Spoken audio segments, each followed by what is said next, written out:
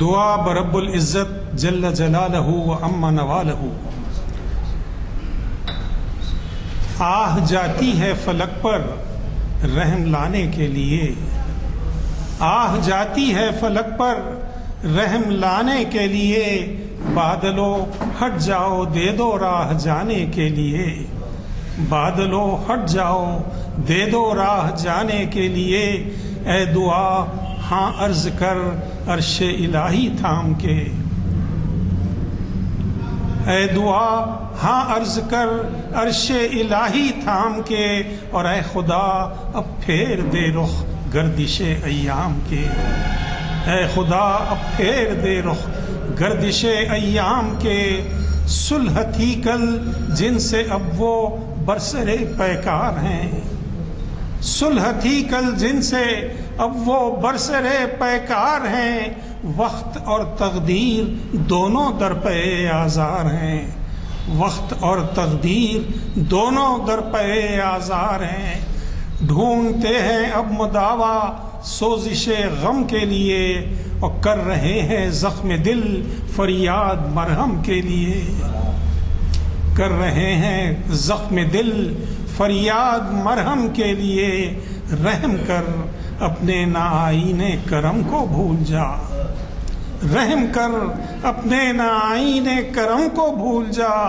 ہم تجھے بھولے ہیں لیکن تو نہ ہم کو بھول جا، ہم تجھے بھولے ہیں لیکن تو نہ ہم کو بھول جا، خلق کے روندے ہوئے دنیا کے ٹکرائے ہوئے، خلق کے روندے ہوئے دنیا کے ٹکرائے ہوئے، آئے ہیں اب تیرے در پر ہاتھ پھیلائے ہوئے، آئے ہیں اب تیرے در پر ہاتھ پھیلائے ہوئے، خار ہیں بدکار ہیں ڈوبی ہوئی ذلت میں ہیں، خار ہیں بدکار ہیں ڈوبی ہوئی ذلت میں ہیں، کچھ بھی ہیں لیکن تیرے محبوب کی امت میں ہیں، کچھ بھی ہیں لیکن تیرے محبوب کی امت میں ہیں، حق پرستوں کی اگر کی تو نے دلجوئی نہیں، حق پرستوں کی اگر کی تو نے دلجوئی نہیں،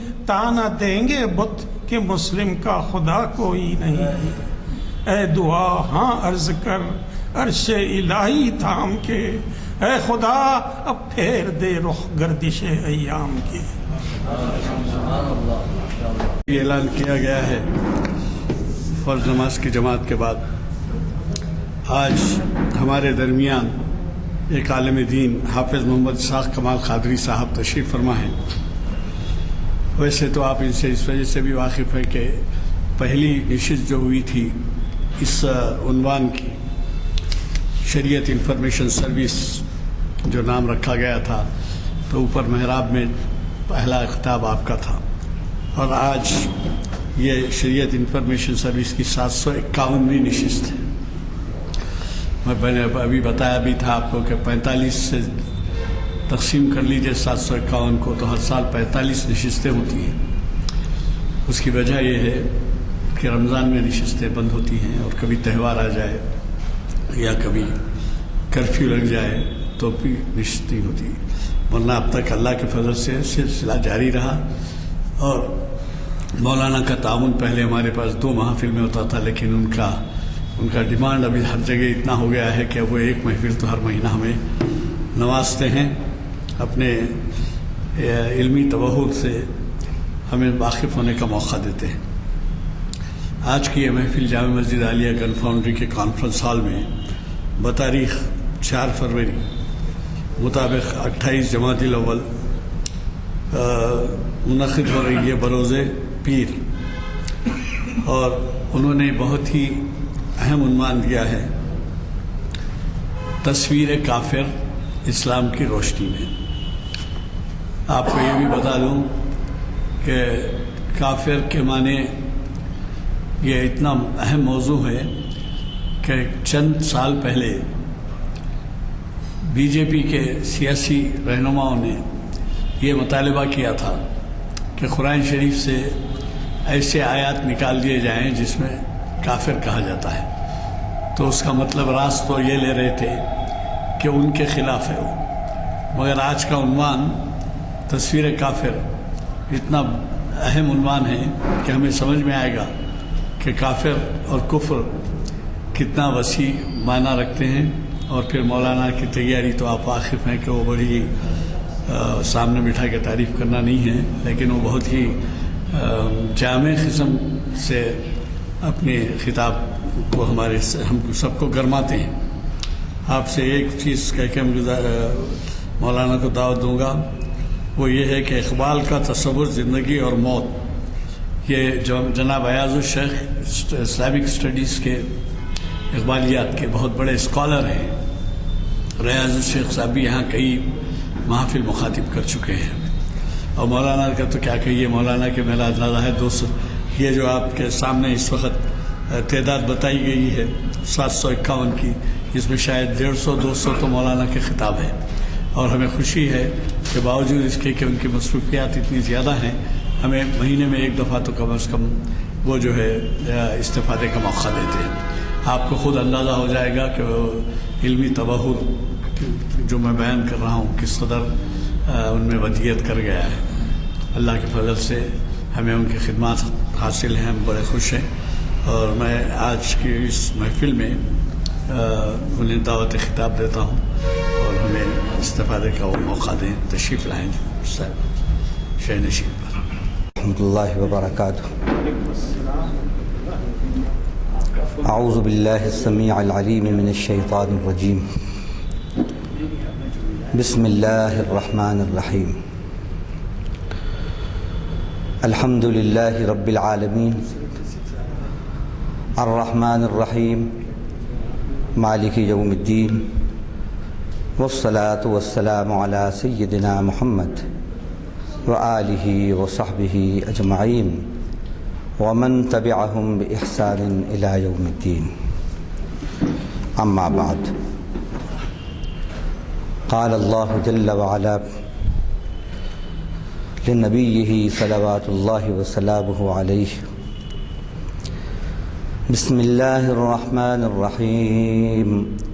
قل يا أيها الكافرون لا أعبد ما تعبدون ولا أنتم عابدون ما أعبد ولا أنا عابد ما عبدتم ولا أنتم عابدون ما أعبد لكم دينكم ولي دين. صدق الله العظيم. وقال النبي صلى الله عليه وسلم: الإسلام يعلو ولا يعلى عليه. ہر قسم کی تعریف کے لائق اللہ ہی ہے جو تمام جہانوں کا پالن ہار ہے، جو بہت ہی مہربان نہایت رحم فرمانے والا ہے، جو بدلے کے دن کا مالک ہے. ایسے بے مثال رب العالمین رب العالمین مالک یوم الدین رحمان رحیم پروردگار کے درود اور سلام ہوں اس کی شایع نشان ہمارے آخری نبی اور رسول صاحب اسراء و معراج حضرت محمد مصطفیٰ صلی اللہ علیہ وسلم پر، آپ پر، آپ کی ازواج پر، آپ کی اولاد پر، آپ کے اصحاب پر، آپ کی صحابیات پر، اور آپ کے ان تمام امتیوں پر جو آپ کے بتائے ہوئے راستے پر چل رہے ہیں اور قیامت تک چلتے رہیں گے. حمد و صلات کے بعد جیسا کہ آپ جانتے ہیں اور ابھی آپ نے سنا کہ آج کے خطاب کا عنوان تصویر کافر اسلام کی روشنی میں ہے. اس ضمن میں جو پوائنٹس یہاں پر ہم نے مرتب کیے ہیں اور جن پر کچھ بات کرنا ہے وہ یہ ہیں: نمبر 1، کفر و کافر کی لغوی اور اصطلاحی تعریف. نمبر 2، ہماری ربانی ذمہ داریاں کیا اور کیوں؟ نمبر 3، کافر کی تصویر قرآن میں۔ نمبر 4، کافر کی تصویر حدیث میں۔ نمبر 5، ما حصل ہدایات۔ نمبر 6، اسلامی اور کافرانہ معاشرے کی جھلکیاں۔ نمبر 7، آخری بات، مثالوں کی زبانی اور دعا۔ اب اس میں سب سے پہلا پوائنٹ، کافر اور کفر کی لغوی تعریف، یعنی لغت میں کفر کے اور کافر کے معنی کیا ہے۔ لٹرلی فارم میں کافر کسے کہتے ہیں؟ جیسا کہ ابھی ہمارے محترم سینئر ایڈوکیٹ جناب غلام یزدانی صاحب نے ایک ریفرنس دیا تھا کافر کا۔ انشاءاللہ یہ باتیں اگر تشریح کے ساتھ آپ سنیں گے اور پھر ان لوگوں تک جو کفر کے معنی وہ سمجھتے ہیں، جو وہ سمجھتے ہیں، بتائیں گے تو پھر یہ غلط فہمی نہیں ہوگی۔ تو سب سے پہلے کفر کی لغوی تعریف۔ کفر جو ہے یہ کفرہ یکفرو سے بنا ہے، اس کے معنی آتے ہیں چھپانے کے، اور دوسرے اس کے معنی آتے ہیں احسان جو محسن کا ہے اس کو چھپانا، محسن کا جو احسان ہے اس کو اظہار کرنے کے بجائے اس کو چھپانا۔ اب اس ضمن میں قرآن مجید کے اندر جو چھپانے کے سلسلے میں بات آئی ہے وہ یہ ہے، ایک آیت جو سورۃ الحدید کی ہے، آیت نمبر 20، اس میں اللہ تعالیٰ اس تعریف کی وضاحت کرتے ہیں۔ یہ بات نامعلوم ہونے کے سبب بہت سی غلط فہمیاں ہوتی ہیں۔ چنانچہ ایک صاحب سے ہماری ملاقات ہوئی ایک گاؤں کے اندر، وہاں کے وہ مولوی صاحب تھے اور گاؤں میں ان کو لوگ بہت بڑا عالم اور فاضل اور علامہ سمجھتے تھے۔ بات نکلی کافر پر اور اس کے میننگ پر، تو وہی جو عام طور پہ معلوم ہیں انہوں نے وہی بتائے۔ ہم نے کہا کہ قرآن کی ایک آیت ہے سورۃ الحدید میں، آیت نمبر 20، اس کا ترجمہ کریے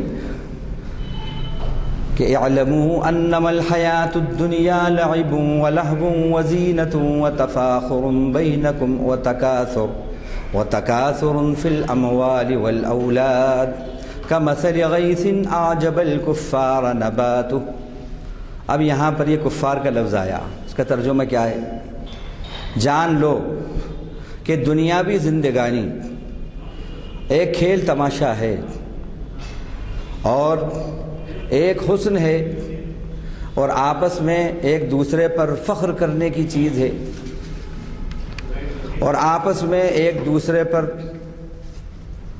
ہوڑ کرنا، آگے بڑھ جانا کثرت کا نام ہے، مال میں اور اولاد میں۔ اور اس کی مثال ایسی ہے کہ جیسے بادل ہو وہ برسا، جب وہ بادل برسا اور اس سے پھر جو رویدگی ہوئی، جو پودے نکلے اس بارش سے، تو اعجب الکفار نباتہ، اس بادل سے جو پودے نکلے ہیں اس نے کسانوں کو خوش کر دیا، کسانوں کو بہت بھائے۔ اب یہاں کفار کے معنی کفار کافر کے نہیں ہیں، بلکہ یہاں کفار کے معنی کسان کے ہیں۔ کیوں کہتے ہیں کسان کو کافر عربی کے اندر؟ گو کہ اس کے لیے ایک لفظ فلاح بھی بولا جاتا ہے، لیکن یہاں پر معنی کسان کے کافر ہیں۔ کیوں؟ جیسا کہ ہم نے بتایا لغت کے اندر کفر کے معنی چھپانے کے ہیں، کیونکہ کسان جو ہے وہ زمین میں بیج کو چھپاتا ہے، اس لیے اس کو کافر کہتے ہیں۔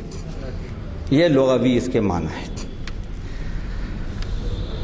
اور دوسرا ناشکری کے معنی، احسان کرنے والے کا احسان چھپانا، یعنی ناشکری کرنا۔ جیسے کہ فرمایا لئن شکرتم لازیدنکم ولئن کفرتم ان عذابی لشدید، اگر تم شکر کرو گے تو میں ضرور تمہاری نعمتوں میں اضافہ کروں گا، اور اگر تم ناشکری کرو گے تو پھر میرا عذاب بھی بے شک سخت ہے، ضرور سخت ہے۔ تو یہ اس کے لغوی معنی ہے۔ اب اس کے اصطلاحی معنی کیا ہے؟ اصطلاحی معنی ہے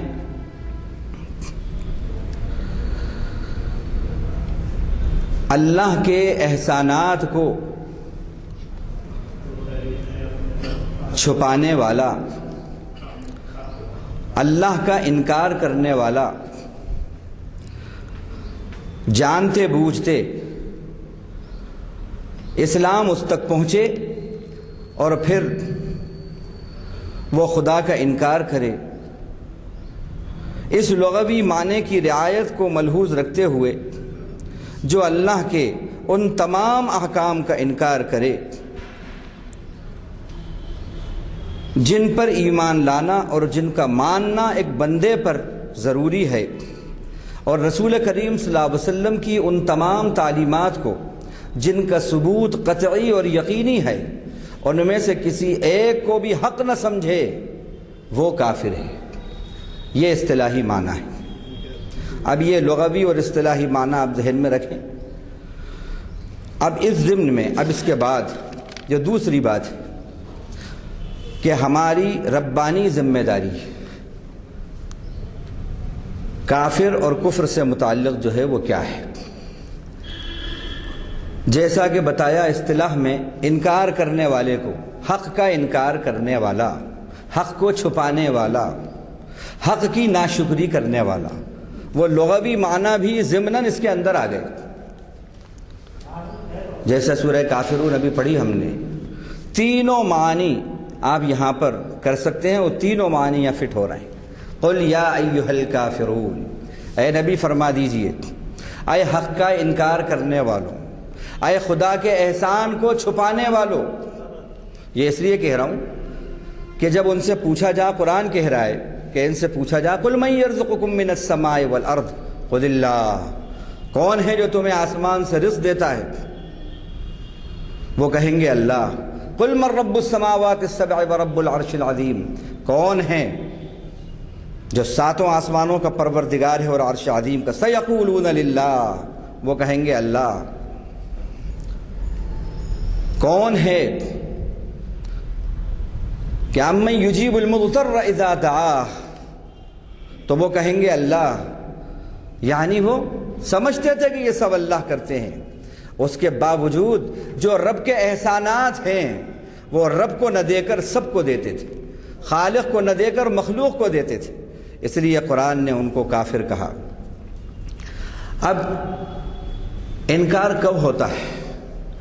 یعنی پریزنٹیشن کے بعد ریجیکشن ہوتا ہے۔ اگر پریزنٹیشن ہی نہیں ہوا ہے تو پھر ریجیکشن کا کیا مطلب؟ آپ نے ابھی ان پر اللہ کا یہ دین پیش ہی نہیں کیا تو پھر ان کا انکار کیسا؟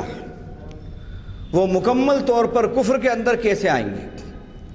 اب یہ بات ہے کہ صاحب وہ تو سب جانتے ہیں، یہ میڈیا کا دور ہے، social media, electronic media, print media, سب جانتے ہیں۔ نہیں، یہودی اللہ کے نبی کو خوب جانتے تھے، نصارہ اللہ کے نبی کو خوب جانتے تھے، اور تورات اور انجیل میں آپ صلی اللہ علیہ وسلم کی پیشن گوئیاں موجود تھیں، وہ جانتے تھے۔ قرآن مجید نے کہا الذین یتبعون الرسول النبی الامی الذی یجدونہ مکتوبا عندہم فی التوراۃ والانجیل۔ قرآن نے کہا کہ ان کے پاس جو کتابیں تورات اور انجیل ہیں اس کے اندر اللہ کے نبی مکرم صلی اللہ علیہ وسلم کا جو تذکرہ ہے وہ جانتے ہیں کہ ان کی شان کیا ہے۔ اور سورہ بقرہ رکوع نمبر 17 پارہ نمبر 2 کے پہلے رکوع میں اللہ نے فرمایا ان کے بارے میں الذین آتیناہم الکتاب یعرفونہ کما یعرفون ابناءہم، وہ جن کو ہم نے کتاب دی ہے وہ ایسے پہچانتے ہیں ان کو۔ اب بعض نے اس کا مرجع ریفلیکسو ناؤن اللہ کو بھی کہا ہے، لیکن اکثریت مفسرین کی یہ کہتی ہے کہ یہاں اللہ کے نبی صلی اللہ علیہ وسلم مراد ہیں۔ جن کو ہم نے کتاب دی ہے وہ آپ صلی اللہ علیہ وسلم کو ایسے پہچانتے ہیں کما یعرفون ابناءہم، جیسے اپنے بیٹوں کو پہچانتے ہیں، اپنی اولاد کو پہچانتے ہیں۔ تو گویا وہ جانتے تھے، اس کے باوجود اللہ تعالیٰ نے ان کو کافر کہا قرآن مجید میں۔ لقد کفر الذین قالوا ان اللہ هو المسیح ابن مریم، لقد کفر الذین قالوا ان اللہ ثالث ثلاثہ۔ اللہ تعالیٰ نے ان کو کافر کہا اور ان کے بارے میں غضب اللہ علیہم ولعنہم، اللہ کا ان پر غضب، اللہ کی ان پر لعنت ہوئی۔ یہ کیوں کہا؟ اس لیے کہ وہ جانتے تو تھے مانتے نہیں تھے، جانتے تو تھے مانتے نہیں تھے۔ آج ہمارا حال کیا ہے؟ ہم بھی جانتے تو ہیں لیکن کیا تقاضے ہیں ادھر سے وہ نہیں مانتے۔ اور جاننے کا ثبوت یہ ہے کہ 12 ربیع الاول اس بات کی گواہی دیتی ہے کہ ہم خوب جانتے ہیں، خوب جانتے ہیں، لیکن اس کے بعد پھر ماننے کا جو مرحلہ ہے وہ کتنا مانتے ہیں۔ تو اللہ تعالیٰ نے ان کے بارے میں کہا کہ وہ کافر ہیں۔ پھر اللہ تعالیٰ نے آپ صلی اللہ علیہ وسلم کو حکم دیا قُلْ يَا أَهْلَ الْكِتَابِ تَعَالَوْا إِلَىٰ كَلِمَةٍ سَوَاءٍ بَيْنَنَا وَبَيْنَكُمْ أَلَّا نَعْبُدَ إِلَّا اللَّهَ وَلَا نُشْرِكَ بِهِ شَيْئًا وَلَا يَتَّخِذَ بَعْضُنَا بَعْضًا أَرْبَابًا مِّن دُونِ اللَّهِ۔ جب وہ جانتے تھے تو پھر کیوں حکم دیا گیا؟ تو یہ جو لوگ کہتے ہیں صاحب وہ تو سب جانتے ہیں، اب ضرورت اب نہیں ہے، تو ان کے لیے یہ زبردست قرآن کی دلیل ہے کہ یہود اور نصارہ جانتے تھے، پھر بھی حکم ہو رہا ہے نبی کو بلاؤ دعوت اللہ کی طرف، ان کو ایک اللہ کی بات کہو۔ یہ جو تم آمیزش والا اسلام اور آمیزش والے جو دین مانتے ہو، نہیں، بے آمیز دین مانو، پکا توحید والا رب کا جو تصور ہے وہ تصور کو اپناؤ، وہ عقیدے کو اپناؤ۔ تو یہ بات اللہ تعالیٰ نے کہی۔ تو ہماری یہ ذمہ داری ہے کہ ہم جو غلط فہمیاں ہیں ان غلط فہمیوں کو دور کریں اور ہم پریزنٹ کریں۔ ہماری طرف سے ابھی پریزنٹیشن نہیں ہوا ہے، جب مکمل پریزنٹیشن نہیں ہے تو پھر ریجیکشن کا سوال کیسے پیدا ہوتا ہے؟ اللہ تعالیٰ نے شرک کو ظلم عظیم کہا، ان الشرک لظلم عظیم۔ اسی طرح اللہ تعالیٰ نے مشرکوں کو اپنا اور اسلام کا دشمن کہا، وَأَعِدُّوا لَهُم مَّا اسْتَطَعْتُم مِّن قُوَّةٍ وَمِن رِّبَاطِ الْخَيْلِ تُرْهِبُونَ بِهِ عَدُوَّ اللَّهِ وَعَدُوَّكُمْ۔ الانفال آیت نمبر 60۔ اللہ کہہ رہے ہیں ان کے لیے جتنی طاقت تم تیار کر سکتے ہو تیار کرو، گھوڑوں کو سنوارنے اور سرحد پر تیار رکھنے کی جتنی طاقت ہو سکتی ہے تیار رکھو۔ کیوں؟ ترہبون بہ عدو اللہ وعدوکم، تاکہ اس کے ذریعے اللہ کے اور تمہارے دشمنوں پر رعب ڈالو، ہیبت ڈالو۔ تو یہ بتا رہا ہوں کہ اللہ تعالیٰ نے ان کو جو اللہ کا انکار کرنے والے ہیں، جو انکاری ہیں، خدا کے احسان کو چھپانے والے، اپنے رب اپنے مالک کے احسانات کو چھپانے والے ہیں، وہ اللہ کے دشمن ہیں، اور جو اللہ کا دشمن ہے وہ مسلمان کا بھی دشمن ہے۔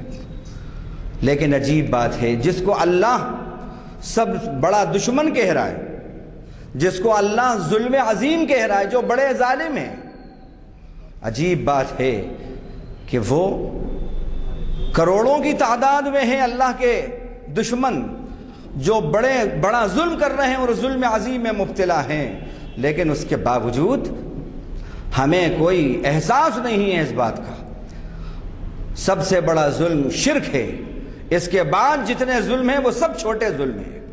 لیکن آج ہمارا حال یہ ہے کہ مجھے بتائیے کون سا پروٹیسٹ، کون سی ریلی آرگنائز ہوتی ہے اور نکلتی ہے اس بات پر کہ ظلم عظیم لوگ کر رہے ہیں، آؤ ہم اس بارے میں بیٹھیں کہ اس ظلم عظیم سے لوگوں کو کیسے چھٹکارا دلائیں، کیسے نجات دلائیں۔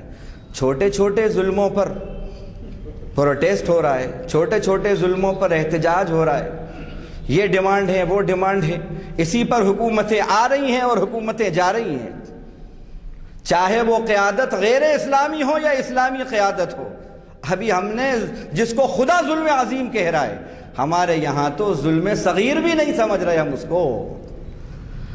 جب تک اس ظلم عظیم کے بارے میں اس کے تدارک کے لیے نہیں اٹھو گے، اس وقت تک جو تم پر ظلم ہو رہا ہے خدا اس ظلم کا خاتمہ نہیں کریں گے۔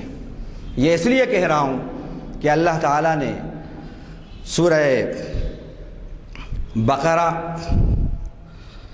رکوع نمبر 19 کے اندر اللہ نے فرمایا ان الذين يكتمون ما انزلنا من البينات والهدى من بعد ما بيناه للناس في الكتاب اولئك يلعنهم الله ويلعنهم اللاعنون۔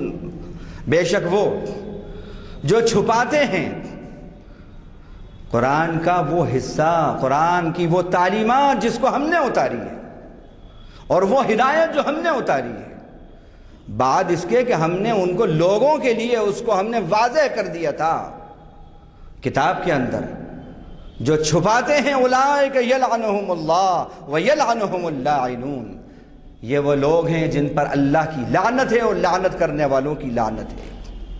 لعنت کے معنی کیا ہیں؟ رحمت سے دوری، اور پھر آگے کہا یہ قابل توبہ جرم ہیں، الا الذین تابوا واصلحوا وبینوا فاولئک اتوب علیہم۔ اگر اس کتمان حق کا اور یہ اظہار حق نہ کرنے کا اور اللہ کے دین کا یہ تعارف جو نہیں کرو گے اور یہ ظلم عظیم سے لوگوں کو نہیں روکو گے تو اس پر اللہ کی لعنتیں آتی رہیں گی، اللہ کی رحمت سے دوری ہوتی رہے گی تا وقت کہ سچی توبہ نہ کر لو۔ سچی توبہ الا الذین تابوا، اور پھر وہ اصلحوا، اصلاح کرو اپنی کہ اللہ کے بندوں تک اللہ کا یہ پیغام پہنچانا ہے، وبینوا، ان کے سامنے واضح کرو حق کو، پھر اس کے بعد یہ کام کرو گے تو ہم توبہ قبول کریں گے۔ جرم جب تک چھوڑو گے نہیں، ترک جرم کے بعد توبہ کرو تو پھر توبہ قبول ہوتی ہے۔ جرم بھی ساتھ ساتھ چل رہا ہے، توبہ بھی ساتھ ساتھ چل رہی ہے، یہ کیسے ہوگا؟ عطر بھی لگ رہا ہے ایک طرف، دوسری طرف گندگی بھی لگی ہوئی ہے، یہ کیسے ہوگا؟ گندگی صاف کرو، پھر عطر کا ایک بوند چھڑکو، مہک جائے گا۔ گندگی میں لباس اٹا ہوا ہے، انڈیل دو، پورے شیشے انڈیل دو، کچھ ہونے والا نہیں ہے۔ ایک دشمن اگر ہمارا محلے میں کوئی ہو جائے تو ہماری نیند اڑ جاتی ہے۔ اللہ کے کروڑوں دشمن اس کی زمین پر ہیں، لیکن ہم میں کوئی ہیزیٹیشن پیدا نہیں ہو رہا۔ اللہ کے دشمن ہیں، نہیں، اللہ کے دشمنوں کو اللہ کا دوست بناؤ، اسی کا نام اظہار حق ہے۔ اور یہ جہاد جو ہے یہ لڑائی جھگڑے کا نام نہیں ہے، مار کاٹ کا نام جہاد نہیں ہے۔ روح جہاد اللہ نے جو بتائی ہے وہ اسی اظہار حق اور کتمان حق کا خاتمہ اور ظلم عظیم جو ہے اس ظلم عظیم کے خاتمے کا نام ہے۔ فرمایا قاتلوہم حتی لا تکون فتنہ ویکون الدین کلہ للہ، ان سے قتال کرو، لڑو، جہاد کرو، کائے کے لیے؟ تاکہ یہ جو فتنہ ہیں، حضرت عبداللہ ابن عمر، عبداللہ ابن مسعود اس کے بارے میں کہتے ہیں، اس کی تشریح فرماتے ہیں، اے فتنۃ الشرک، یہ شرک کا جو فتنہ ہے یہ تاکہ فتنہ دور ہو اور ساری کی ساری اطاعت اللہ کے لیے ہو جائے، یہ ہے روح جہاد، یہ ہے مجاہدہ۔ اور جہاد کے معنی جہد سے بنا ہے، اور اس کے معنی آخری درجے کی کوشش کرنا، utmost attempt، آخری درجے کی کوشش کرنا، رب کے لیے محنت کرنا۔ عجیب بات ہے، آج نفس کے لیے تو خوب محنت کر رہے ہیں، شادی ہو کے جو گئے، بچہ 1 سال کا چند مہینے کا تھا، جب آئے تو بچہ بڑا ہو گیا، جو وطن چھوڑ کے گئے ہیں تو 50 سال بعد واپس آئے، خوب محنت کر رہے ہیں، منع نہیں ہے، خوب کرو، لیکن جیسے نفس کے لیے محنت کر رہو، اسی طرح اپنے رب کی مرضی اور اس کی خوشی کے لیے بھی محنت کرو۔ آج رب کی نفس کی مرضی کے لیے صبح شام ایک کر دیا ہے، ڈیوٹی بھی ہے، اوور ٹائم بھی ہے، خوب ہے، لیکن رب کی مرضیات اور رب کی خوشی کے لیے ہمارے پاس وقت نہیں ہے۔ رب کی مرضیات کو، اس میں مشقت اٹھانے کا نام مجاہدہ ہے۔ رب کی مرضیات اور اس کی خوشیوں کو اپنانا، اس کی خوشی کے کام کرنا، اس کا نام مجاہدہ ہے۔ جب یہ مجاہدہ ہوگا، اظہار حق ہوگا، تو الحمدللہ یہ ظلم عظیم جو ہو رہا ہے جب یہ ختم ہوگا، اللہ کی رحمتیں آئیں گی، اللہ کی رحمتیں آئیں گی۔ یہ بہرحال یہ ہماری ذمہ داریاں ہیں جو ہمیں کرنا ہے۔ یہ دوسری بات تھی۔ اب تیسری بات، کافر کی تصویر قرآن میں۔ اب آپ ذہن میں رکھیے، یہ تینوں باتیں جتنی آیتیں میں پیش کروں گا، جتنی احادیث پیش کروں گا، ان تینوں میں سے کوئی نہ کوئی بات اس کے اندر ہوگی۔ اپنے مالک، اپنے خالق، اپنے رب، اپنے مدبر کے احسانوں کو چھپانے والا، اس کا انکار کرنے والا، ناشکرا، حق کو چھپانے والا۔ تو اب جو تصویر قرآن میں ہے، چونکہ وقت کم ہے اس لیے ہم خالی اس کے ہنٹس بتاتے ہیں اور آیت پڑھتے ہیں۔ آیت کا ہم ترجمہ کریں تو وقت اجازت نہیں دیتا، خالی اس کا ہم مفہوم بتاتے ہیں اور آیت پڑھ دیتے ہیں۔ نمبر 1، اللہ کے احکام کو چھپانے اور انکار کرنے والا۔ یہ بات سورہ بقرہ آیت نمبر 39 میں فرمائی گئی، والذین کفروا وکذبوا بآیاتنا اولئک اصحاب النار هم فیہا خالدون۔ نمبر 2، مسلم کے فائدے سے تکلیف اور اس کے نقصان سے قلبی طور پر خوش ہونے والا۔ یہ دیکھیے آپ، جو کافر کے جو معنی بتائے ہیں وہ سب معاشرے میں دیکھیے پائے جا رہے ہیں یا نہیں۔ اس کی وضاحت اس آیت کے اندر ہے، ما یود الذین کفروا من اہل الکتاب ولا المشرکین ان ینزل علیکم خیر من ربکم۔ ان الفاظ میں یہ بات موجود ہے۔ کافر کی تیسری پہچان، وہ اللہ کے نزدیک اس جانور کی مانند ہے جو سوائے اپنے مالک کی آواز کے سننے کے اور کچھ بھی بات نہ سمجھ سکتا ہو، نہ سن سکتا ہو۔ یہ بات کہاں ہے؟ سورہ بقرہ آیت نمبر 177، مثل الذین کفروا کمثل الذی ینعق بما لا يسمع الا دعاء ونداء صم بکم عمی فہم لا یعقلون۔ چوتھی بات، دنیا کی جاذبیت میں مدہوش ہو جانے والا۔ اب یہ جو باتیں آپ سن رہے ہیں، ذرا اپنا بھی جائزہ لیتے رہیں، کہیں یہ سمٹمز ہمارے معاشرے میں تو نہیں پائے جا رہے؟ جائزہ لیتے رہیں، اگر یہ سمٹمز ہم میں اور ہمارے معاشرے میں پائے جا رہے ہیں تو وہ دور کرنا ہے، دور کرنا ہے۔ ہمارا حال یہ آ رہا ہے، یہ تو کافروں کے بارے میں کہی جا رہی ہیں یہ سب باتیں، ہمارا اس سے کوئی تعلق نہیں ہے۔ ایک عام مزاج یہ بنا ہے۔ دیکھیے، بخار صرف مریض کو ہی نہیں ڈاکٹر صاحب کو بھی آ سکتا ہے۔ ہاں، ایسا نہیں کہ بخار صرف مریض کو ہی آئے گا، ڈاکٹر صاحب بخار سے محفوظ رہیں گے کیونکہ وہ ڈاکٹر ہیں، بخار ڈر جائے، نہیں یہ ڈاکٹر ہیں میں ان کے پاس نہیں جاتا۔ بخار ڈاکٹر صاحب کو بھی آ سکتا ہے، پیٹ میں درد مریض کے بھی ہو سکتا ہے، ڈاکٹر صاحب کے بھی ہو سکتا ہے۔ تو برائی ہے، گناہ تو گناہ ہے، غلط بات ہے، اسے چاہے مسلم کرے یا کافر کرے، جو سمٹم جس میں پائے جائیں گے وہی حکم اس پر لگایا جائے گا، تو چوتھی پہچان بتائی، دنیا کی جاذبیت میں مدہوش ہو جانے والے اور ایمان والے بندوں کا مذاق اڑانے والے ان کو کافر کہا۔ اب اس بارے میں دیکھیے سورہ بقرہ آیت نمبر 212، زُيِّنَ لِلَّذِينَ كَفَرُوا الْحَيَاةُ الدُّنْيَا وَيَسْخَرُونَ مِنَ الَّذِينَ آمَنُوا، یہ بات اس کے اندر کہی گئی۔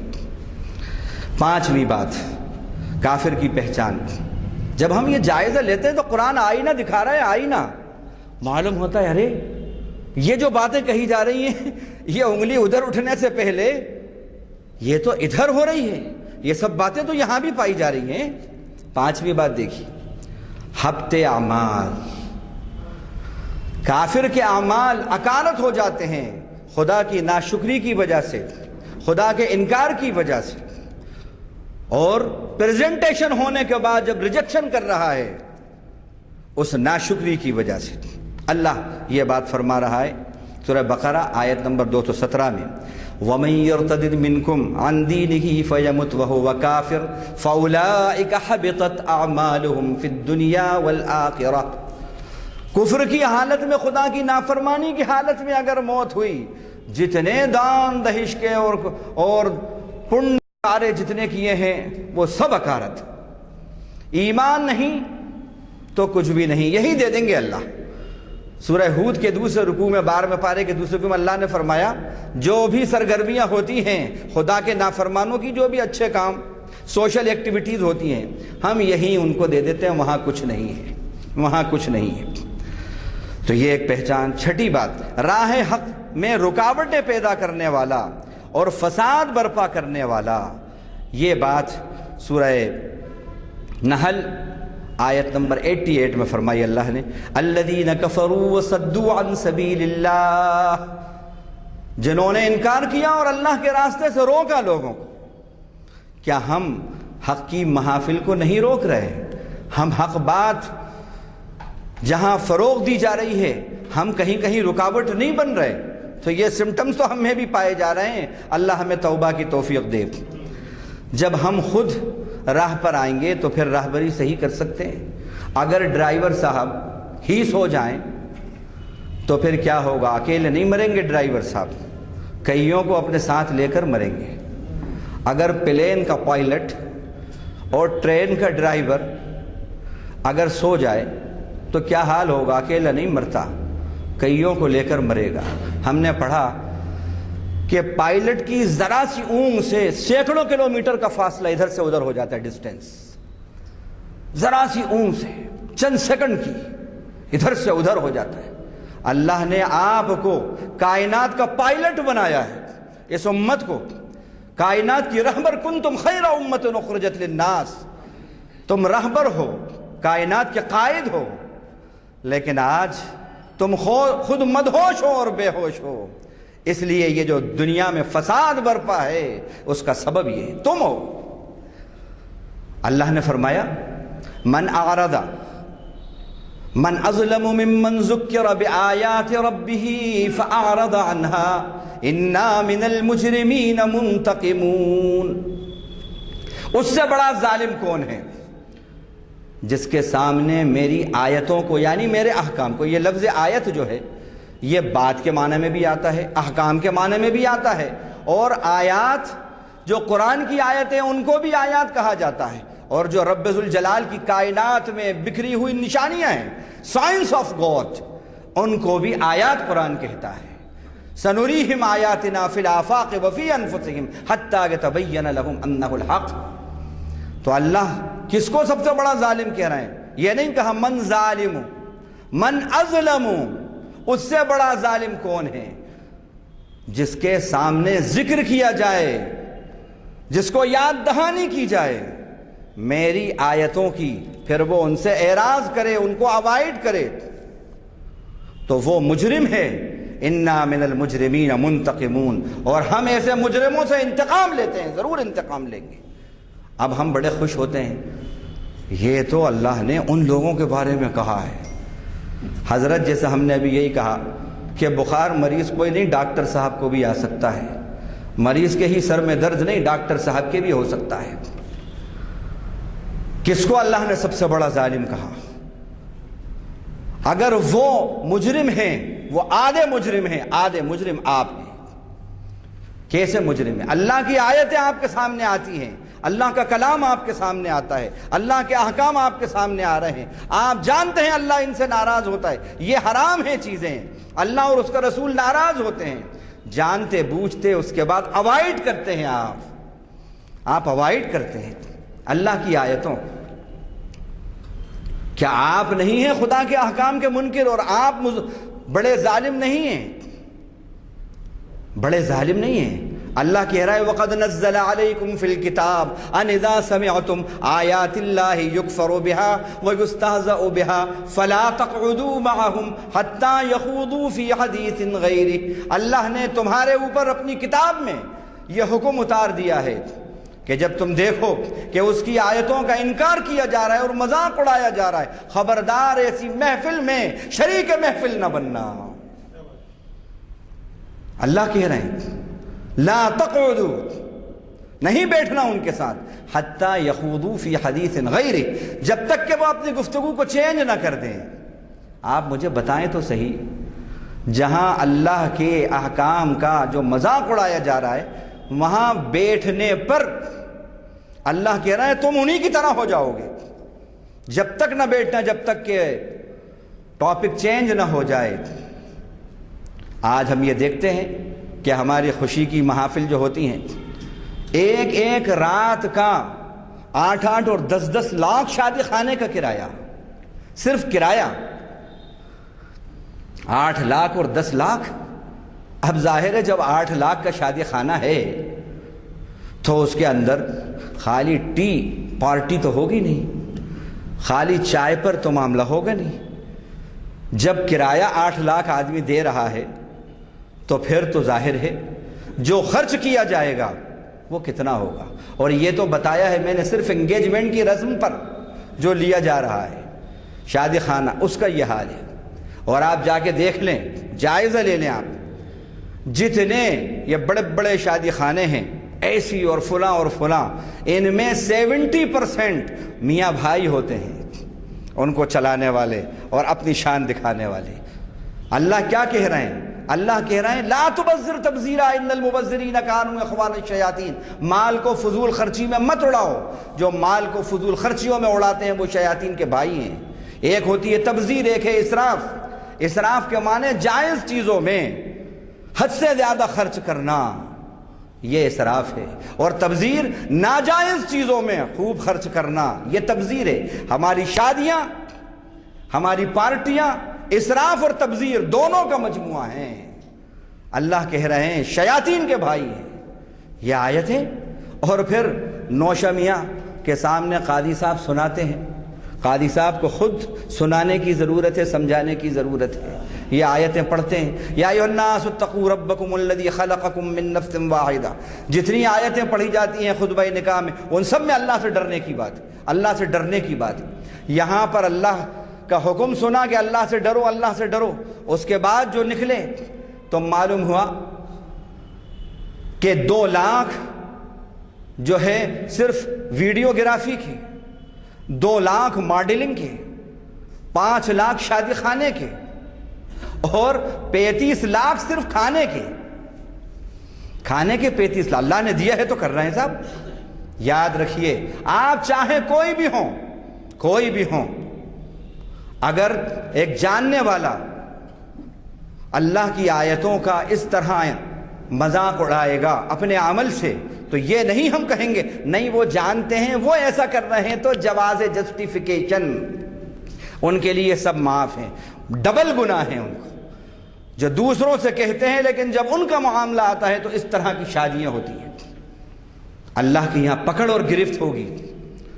تو یہ کہہ رہا تھا میں کہ اللہ کی آیتوں کا جو انکار کرے اور جو اوائڈ کرے اللہ کے احکام کو، اللہ نے اس کو بڑا ظالم کہا اور مجرم کہا اور کہا ہم انتقام لیں گے مجرموں سے. تو اب سوال یہ ہے، ہم یہ دیکھتے ہیں، یہ ایک آپ کو دعوت فکر دے رہا ہوں کہ کیا وجہ ہے کہ اللہ کا وعدہ تو سچا ہے، من اصدق من اللہ قیلا ان اللہ لا یخلف المیعاد، اللہ وعدے کی خلاف ورزی نہیں کرتے، اللہ سے زیادہ بات کا سچا کون ہے؟ اللہ نے فرمایا. لیکن اللہ مجرموں سے انتقام کیوں نہیں لے رہے جو اتنا جرم کر رہے ہیں؟ موب لنچنگ کر دیے کھلم کھلا، سوشل وائرل ہو رہا ہے میڈیا پر، کچھ نہیں ہو رہا، خوب اللہ تعالیٰ اور ان کو بڑھا رہے ہیں، پھل رہے ہیں اور پھول رہے ہیں. کیوں؟ کیا اللہ جھوٹے ہیں؟ انا من المجرمین منتقمون، کیا یہ جھوٹا ہو گیا، غلط ہو گیا اللہ کا یہ فرمان؟ نہیں. وجہ کیا ہے؟ وجہ یہ ہے کہ اگر وہ مجرم ہیں تو ہم بھی مجرم ہیں، ہم بھی مجرم ہیں. اللہ کی آیتوں پر عمل نہ کرنے کے ہم مجرم ہیں. اللہ کے نبی کی شریعت کو لا الہ الا اللہ محمد رسول اللہ کا اقرار اور اظہار کرنے کے بعد ہم خود اپنے عمل سے یہ ثابت کر رہے ہیں کہ ہم آدھے مجرم ہیں. جب آپ مجرم ہیں تو اللہ مجرموں سے انتقام لیتا ہے، اس لیے آپ بھی اس میں شامل ہیں، آپ سے بھی انتقام لیا جا رہا ہے اور کتمان حق کے بھی مجرم ہیں آپ. تو یہ بہرحال چھٹی بات راہ حق میں رکاوٹیں پیدا کرنے والا. ایک 10 باتیں بتا کر میں ختم کروں گا اور اللہ نے توفیق دی تو انشاءاللہ اس سلسلے کو پھر آگے اور ابھی جو 3 پوائنٹ بچے ہیں اس کی تکمیل کریں گے. 8ویں پہچان، قرآن کو قصے کہانیوں اور افسانوں کی کتاب ماننے والا، سمجھنے والا.